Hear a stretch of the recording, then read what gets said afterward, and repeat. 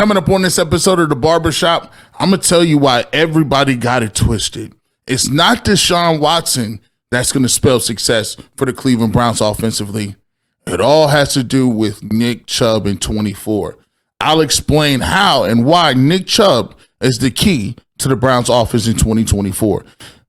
So hold tight, sit back, enjoy the ride. It's G. Bush in The Barbershop.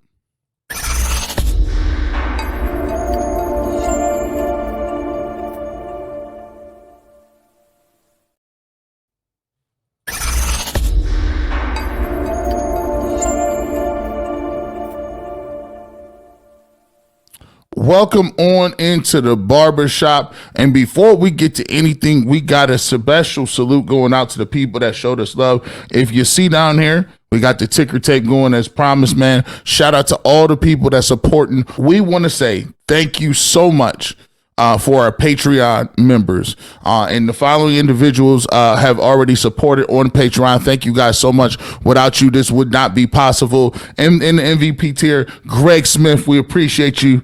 We appreciate you, man.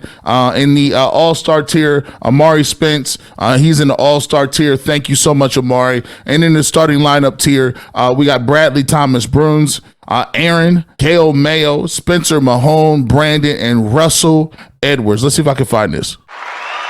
Yeah, there it is. Round of applause for you guys. We appreciate you, man. Become a Patreon member today, and we'll show you what the perks are. Let's continue on into today's conversation. And this is Nick Chubb. Today, I was on the Ultimate Cleveland Sports Show, and we actually were talking about Nick Chubb, and we kind of got into the situation where we talked about how there's so many running backs today that are kind of in no man's land. Saquon Barkley, Josh Jacobs, guys like that. Dalvin Cook, Ezekiel Elliott is another name. Guys who, Pollard hasn't received a long-term contract. And we know that the running back position has been devalued from a financial standpoint. So we got a lot of big-name running backs on the, just on the free agent list. And we got a lot of people that are in their primes of their careers, like Josh Jacobs, that are looking to get a long-term deal. And right now, it looks like some of those guys aren't going to get it. And this sparked our interest, and we talked about today, Nick Chubb is the only running back within, I believe, the last couple years. He was the last running back to get a contract that was averaging over $10 million over, the length of the contract.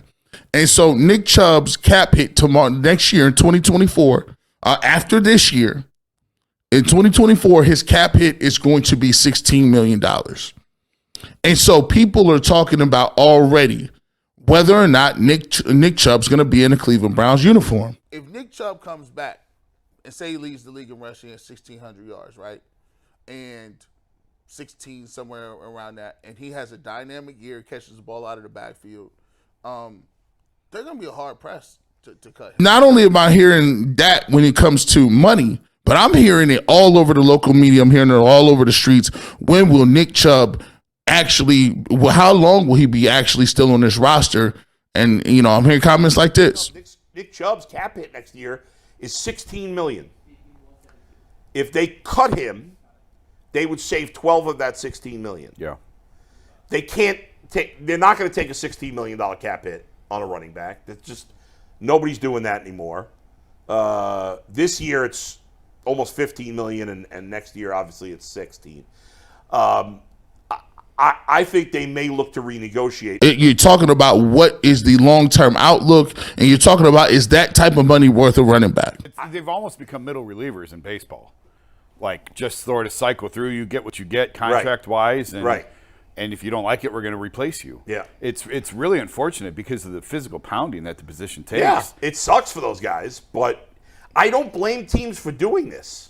No. Because we've seen that you don't need a great back to win a Super Bowl these days. There's something to be said for a person who kind of transcends what they give you on the field. Nick Chubb has been a guy and a running back and a person who has not only statistically put up the numbers, not only has he done it with the advanced analytics as well. When you talking about Nick Chubb, Yeah.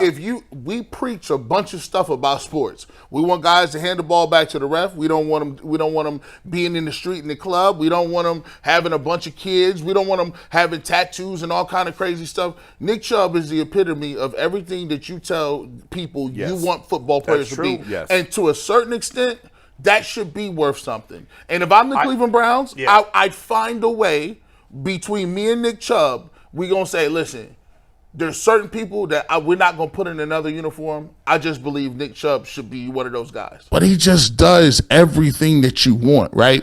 Everything that we preach in our society, everything we talk about from a perspective of when somebody gets in trouble, right? When somebody gets in trouble, we point to all the bad things that they do, right? And we use Nick Chubb and guys like Nick Chubb as the poster child to show young guys who get in trouble or young guys that are not doing the right things. This is the example. This is what you should be doing. Nick Chubb is hardworking. He puts his head down. He's not a me guy. He flips the ball to the referee every single time. He's not dancing in the end zone. He's a guy who's a man of very little words. All he does is go out there and consistently put it on the line. He's the example of what every coach wants in their superstar player. But I've always told you here when we talking the barbershop is sometimes you got to bring things out in the open. Since 99, there's two players that are head and shoulders beloved. One of them is getting the gold jacket in a couple weeks, right? You can't say nothing. Listen, he's a stand-up dude. You can't say nothing about him. Joe Thomas is good forever. The second guy has to be Nick Chubb. So if we're going to use all those other things to take money away from people in terms of we can't offer you a long-term deal because we don't know you're going to be in a strip club. We can't offer you a long-term deal because we don't know if your eating habits, if you really care about football, if you're really a football junkie. We can't give you that money because it just seems like you always got domestic violence issues. We can't give you that money because fill in the blank. But now you got a guy like Nick Chubb who means way more to your organization, who means more than just a football guy. But we cutting and pinching pennies on that side. As I said before, need some money, go get it from Jedrick Wills.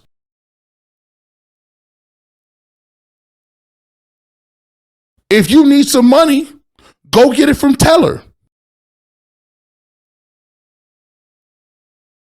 And another thing that irks me so much, and it goes into the second part of my thesis of this, is not only that Nick Chubb gives you everything you want more on and off the field, but if a real true offensive mind, offensive genius got a hold of this guy, you're dead. You're dead out here. Because everybody tells me with a running back, you can't pay a running back that much. You can't put that much invested in a running back. You can go get another back a dime a dozen. Okay, well, let me give you this.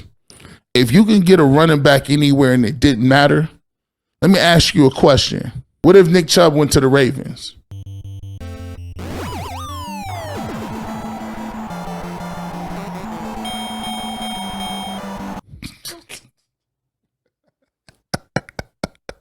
See, don't nobody do it like this. See, nobody's posing these questions to these talking heads out here. If everybody is the same, what if Nick Chubb goes and plays with Lamar Jackson and the Ravens? We already know what that looked like. We already know what that looked like. Try guarding a read option, and one of the options is stopping Nick Chubb. If everybody's the same. If everybody is such the same, what you think he would do in Pittsburgh?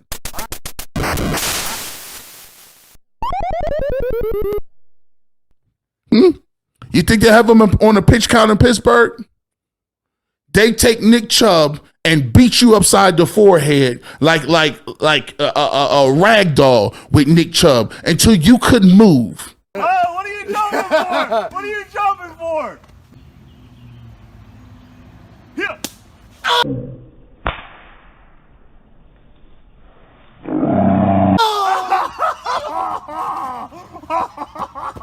You think they're going to put him on a pitch count? Nick Chubb will get 35 carries against the Browns. I've seen it done. I'm young enough to remember what Jerome Bettis used to do. Most people know what the Franco Harrises of the world. Hey, listen, I'm just going to keep it real with you, bro. I remember, Barry Foster. Rashard Mendenhall. I can keep going. All of them got their money off on us. If every running back is the same and you could get a 6th-round draft pick from anywhere, what you think he will send him to Kansas City? You lose.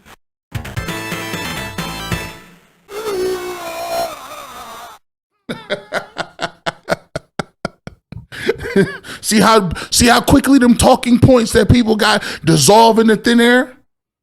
Can you imagine?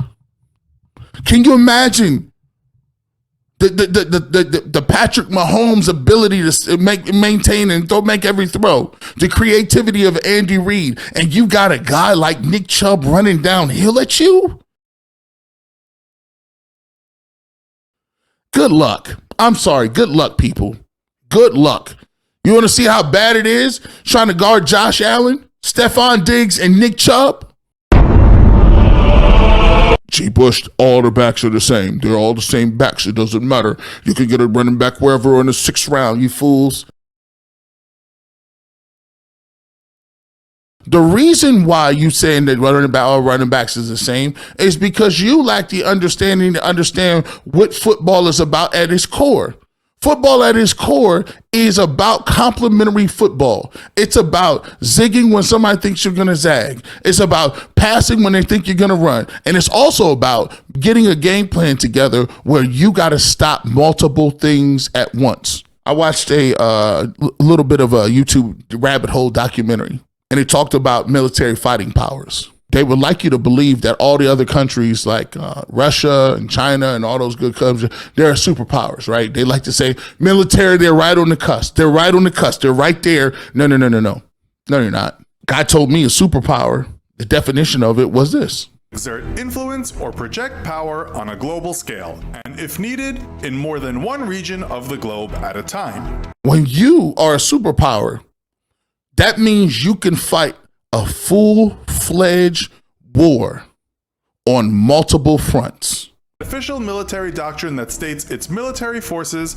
must be ready and capable to fight 2 major theater wars simultaneously, a capability no other nation on Earth can even approach. I could be in China with tanks. I could be in Europe with jets. I can lock you down with my Navy. I got more infantrymen than you got. I got superior technology. I got drones. I got satellites. I got all of that. My tanks is my Abrams tanks is upgraded. Yours don't even got the upgraded kits yet. What is it about the Abrams that continues to interest us and continue to keep us on the edge of our seats when it comes to upgrades? It's almost like a obsession to know what's the next big thing coming for the Abrams. All that. Listen, we got hacking ability. All these different things. There's only one. The United States of America can fight a full-fledged war on multiple fronts against multiple countries and multiple theaters. See, what I want, the most devastating attack, is the attack where you can operate on all fronts out of any strategic formation. When I got a guy like Nick Chubb, and I got a guy like Deshaun Watson, and I got receivers on the edge that can do some stuff, and I got an offensive line that's good at run blocking as well as pass block. What you can do is you can basically call your shots wherever you want them. Wherever you want them. I want to be proficient on all different levels at the same time. So what I do is I get in, y'all want to pass? Fine. Deshaun Watson is a guy that can throw the deep ball. Deshaun Watson is a guy that can use his legs. Watson is a guy that can extend plays. So now you got to worry about boots. You got to worry about the read option. You got to worry about the quarterback sneak, or you got to worry about broken plays, just scramble drills. That's one front. But now you got the offensive line and the Hogs with Batonio and Teller, and you got Conklin, and you got all these guys, and you got the best running back in the league. That's giving you averaging over 5.2 yards a carry. Let's talk about it. Can we talk about it a little bit? Named by the executives, the scouts, ranked top 10 running backs in the league. Guess who's number 1? Nicholas Chubb. You notice what this says? This didn't say local media guy who does not really play no football or know nothing about it. It said executives, coaches, and scouts rank. They understand exactly how good Nick Chubb is. So Browns, trip if you want. But they know exactly how good he is. It didn't say the media picked him. It didn't say the AP.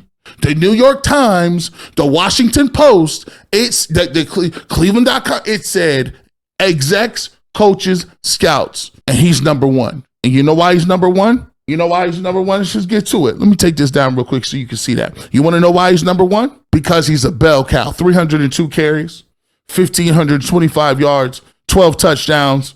And by the way, 5.2 yards per carry in a career.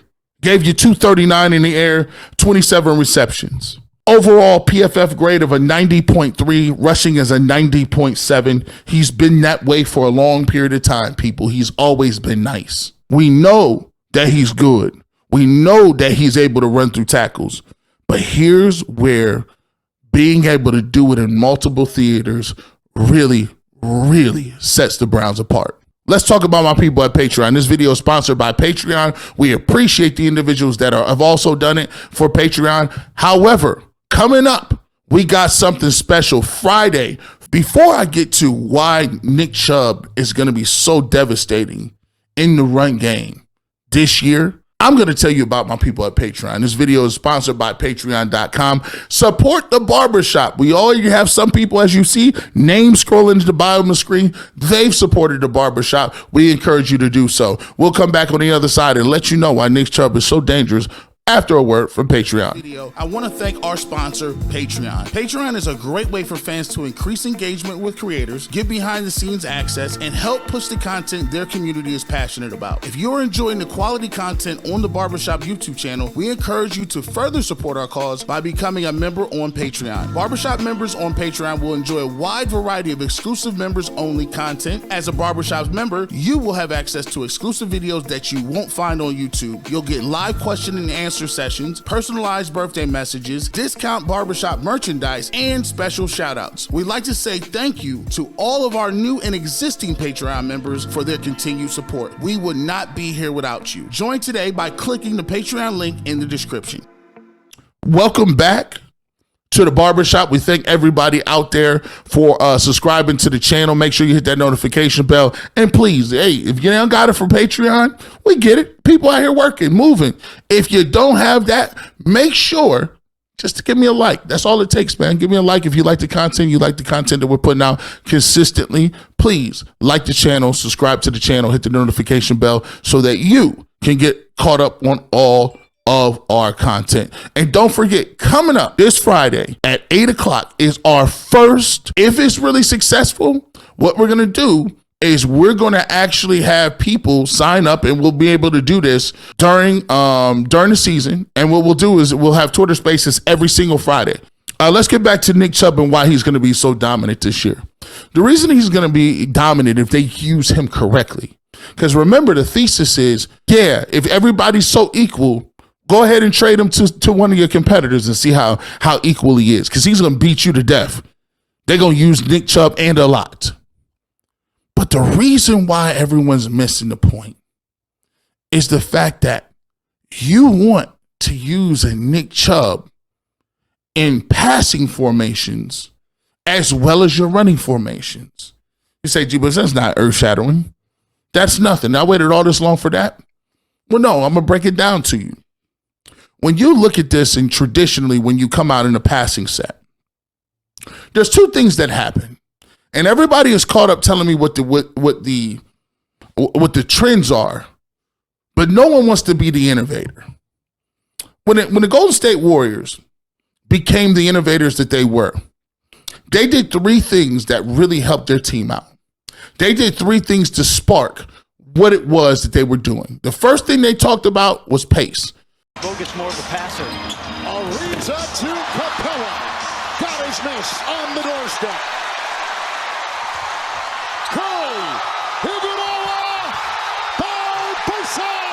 They started playing with some of the fastest pace in the game. They said, we want to get shots up. We want to come down, and we want to utilize the three-point shot as a weapon. The second thing they did is they normalized what we would be considered as bad shots. 10, 15, 20 years ago, people very rarely shot threes because they thought it was a low percentage shot, and lots of guys didn't put the time, energy, effort into doing it. So they said that was a bad shot. My three-point shooting is something that I don't want to excel at because it takes away from all phases of my game. My game is a fake drive to the hole, penetrate, dish off, dunk, whatever. And when you have that mentality, as I found out in the first game, of making threes, you don't go to the hole as much. You go to the three-point line and you start sitting there waiting for someone to find you. And that's not my mentality. And I don't want to create that because it takes away from my other parts of my game. Transition threes, horrible shots. Shooting 78%. Threes off a secondary fast break, terrible. Curry nails the three-pointer as Curry puts up a three.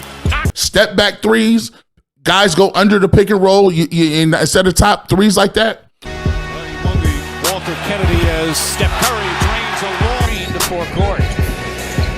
Curry with a long three. Saw Johnson playing in Toronto. Coaches wasn't having it. But the Golden State Warriors realized something, that dagger threes and threes off transition are devastating. It gets your crowd going. It's a three-point shot that is demoralizing, and it forces your defense to play all the way up past the three-point line, dang near at half court. Now, the unintended consequences to that is now your bigs, your guys that are guarding the pick and roll, they now have to be in uncharted water. They're not used to being by the three-point line. They're not used to getting switching on the ball, screen, and now all of a sudden they got to guard Steph Curry almost at half court. No one has done that before. And so now that brings your defense up higher. Now you get the pass. If you get past the first line of defense, now you can get a 2-on-1 at the rim. Draymond Green can use that ball at the high post to throw it to other bigs, easy layups. And it is just by making you cover them all the way out there, it changed the way people thought about the game. They also were the fathers of the death lineup. The Golden State small ball death lineup. The original composition of this lineup was Steph Curry, Klay Thompson, Iggy, Harrison Barnes, and Draymond Green. The small ball lineup, Draymond Green. He's a guy who can handle the ball as a big guy that can switch multiple positions. All five players are super versatile in their own right when it came to the offensive and defensive side of the court. And of course, with the schemes of Steve Kerr and their mainly pass first offense and switch heavy defense, you have the Golden State Warriors death lineup. And they could play small so that it forces your big guys to play open court in the open court style, and it basically rendered guys like power forwards, traditional power forwards, useless. And it's not so much that the Golden State Warriors has Steph Curry and Klay Thompson and Draymond Green. It's the fact that they put those guys in the best positions, and they were innovative in the way they thought about taking advantage of their specific skill set. I remember on the sidelines seeing him dribbling through traffic, and then a fadeaway three. And in my mind, I'm thinking every coach that I ever had in my life, their voice was in my head saying, that's a terrible shot. What I eventually figured out is that it's a great shot because it's Steph Curry. The numbers don't lie. That's a shot he makes over 40% of the time. So I finally realized Steph gets to shoot whenever he wants. So let's transition to the game of football, and we go back to Nick Chubb. Guys like Nick Chubb, he's another one, very similar to Taylor. They run downhill with bad intentions. When you're in shotgun formations with 4 wide receivers, the other team is usually going to come out in nickel. So what does that mean? In nickel, we're going to take 1 or 2 of your best linebackers off the field. Bye. Oh, my goodness. The way he hits the hole, his balance. I mean, you better bring it with him. We're gonna put in guys that are a little more quicker, maybe lighter, maybe used to covering more, right? So we're gonna take those linebackers off the field, right? And then we're gonna also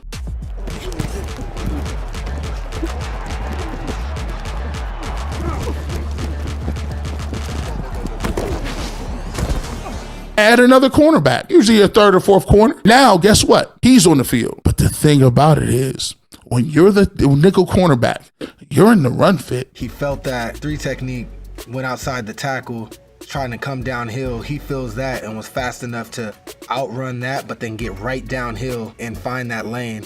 And he's too big and too fast from there. It's over. They took that other linebacker out to put you in for coverage skills, but you were in the run fit. You got a gap, buddy. So now you got a corner under 200 pounds walking around out there, and it's all good if you're going to pass the ball 95% of the time. But what happens if you're a team that's more like 55-45 and you still come out there and you still run the football with Nick Chubb. You just can't let 24 get out by himself. He's too hard to tackle. Like, every time somebody tackle him, he earned that.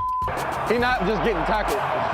Now let's take a look at the way the whole climate seems. Remember what I said about a superpower? Nick Chubb is fire. Nick Chubb is fire. Don't say a word. Y'all know Nick? It's a country that can fight a war on multiple fronts at the same time. Yeah, we got Deshaun Watson, and I think he's going to do great throwing the ball. But Deshaun Watson being with the running game is a different look, because now, just like the running backs have been devalued, linebackers have been devalued. And guess what you can't really do during OTAs anymore? Guess what you can't do at practice anymore? We talk about how bad tackling is because you can't practice it. Luck throwing. That's complete to the 15-yard line. The bomb, Brazil to the 10. 5, touchdown. They won't even let you look at it. Everyone, stay up, learn how to play up, man. One of the unintended consequences to stand up means that you can't get down. There's one. Pecco can't bring him down. There's 2 by Crocker. There is just a pathetic effort by Terrence Newman. Means when it come down to the get down and you need to tackle somebody on the goal line, it's a lot of people that'll be looking bad. 6 defensive backs. In stride again. Anunwa breaks 1 tackle. Breaks another tackle of Kindred. Breaks a 3rd tackle and takes it in. A touchdown. Couple that with the fact that now linebackers is devalued and your best athletes ain't playing linebacker no more. They just moving to defensive ends or staying lighter and becoming safeties and corners. Now you got a diminished skill set at the linebacker position. When you run nickel, you're not even having your best linebackers. It's the 2nd and 3rd one in there, used for coverage, and you're going to have a corner in there. So now, think about the advantages you have with a Nick Chubb, who already averages 5.2 yards per carry, who already is a threat. Good luck with a corner and 2 backup linebackers tackling Nick Chubb in the open field. If he's not in the game, they're not the same team. He's everything to the offense. I mean, the guy he's the engine. He makes everything go. But throw on top of that, you still got the read option game is available. The quarterback power is still available. Screen is available. Jet motion is available. Deshaun Watson quarterback stink is all, and him just extending plays overall.